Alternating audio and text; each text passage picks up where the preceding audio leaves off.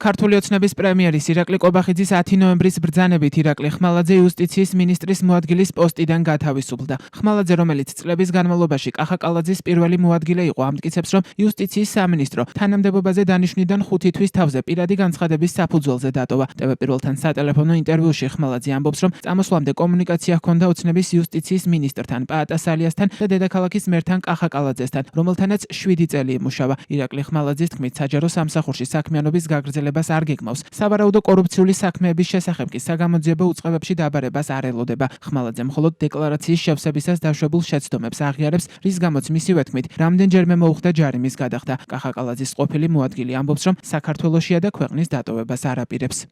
ირაკლი ხმალაძე ოცნების იუსტიციის სამინისტროში დანიშვნამდე 2017 წლის ბოლოდან 2025 წლის მაისამდე თბილისის ვიცე-მერი იყო. 2013-2017 წლებში ის ენერგეტიკის მინისტრის მოადგილის თანამდებობას იკავებდა. 2008-2012 წლებში კი ენერგეტიკის სამინისტროს იურიდიული დეპარტამენტის უფროსი იყო. ხმალაძე სავარაუდო კორუფციული საქმეების გამო მედიის ყურადღების ქვეშ არაერთხელ მოხვედრილა. სტუდია მონიტორის 2024 წლის ჟურნალისტური გამოძიების მიხედვით, ხმალაძე საჯარო სამსახურში ყოფნის დროს მილიონერი გახდა, თუმცა ქონებრივი დეკლარაციის მიხედვით უსახლკაროა. ტევ-პირველი ჟურნალისტური გამოძიებით კი ირაკლი ხმალაძეს ეკუთვნის 362 კვადრატული მეტრის საცხოვრებელი ფართი და ეზო ბეთანიაში, რომელიც მან ყოფილი თანამშრომლის სახელზე გააფორმა. ბოლო ქონებრივ დეკლარაციაში, რომელიც ხმალაძემ 2025 წლის მაისში შეავსო, თბილისში მის საკუთრებაში არსებული საცხოვრებელი სახლი მითითებული არ არის. დეკლარაციის მიხედვით ის ფლობს ერთ ავტომობილს, Ford Mustang-ს და 2 მოტოციკლს, Harley Davidson-ს და BMW-ს. ხმალაძის და მისი ძმის კარიერული წინსვლა სრულად უკავშირდება კახა კალაძეს, ესენი მისი გუნდის წევრები იყვნენ,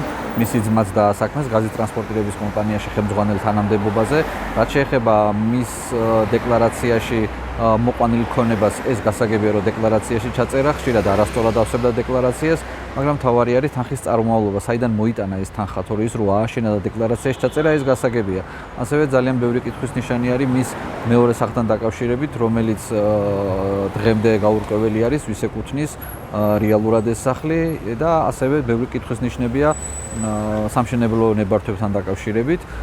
ასე რომ ხმალაძის ეხლა გადადგომა და მისი კერძო სექტორში გადასვლა, ეს რა თქმა უნდა მისი სურვილით განპირობებული არ იქნებოდა. ეს მისი გადასვლაც და საერთოდ ზოგადად თანამდებობებზე მოხსნა და გადაყვანები ეს უკავშირდება კლანების გაძლიერებას და კლანების შესუსტებას. ეხლა ჯერი არის კალაძის გუნდის შესუსტებაზე და მიმდინარეობს ეს პროცესი. რატომ დატოვა ირაკლი ხმალაძემ იუსტიციის მინისტრის მოადგილის პოსტი და შესაძლებელია თუ არა მისი წარსული საქმიანობით საგამოძიებო უწყებები დაინტერესდნენ. ქართულ ოცნებაში მედიას უდანაშაულობის პრეზუმფციის დაცვისკენ მოუწოდებენ, თუმცა ხმალაძის საქმეზე გადაჭრით ვერაფერს ამბობენ. ქართული გითხრათ, მეც ონლაინ წყაროებიდან გავიგე ირაკლი ხმალაძის გადადგომის შესახებ, რომ გითხრათ, რომ რაიმე კონკრეტული შემიძლია ამ ფაქტთან დაკავშირებით გითხრათ, ნამდვილად ვერ გეტყვით, რაც შეეხება მასთან დაკავშირებულ საკითხებს, თუ აღნიშნული საკითხები აქტუალური იქნება ან საჭირო იქნება, რომ რომელიმე უწყება დაინტერესდეს, ხედავთ, რომ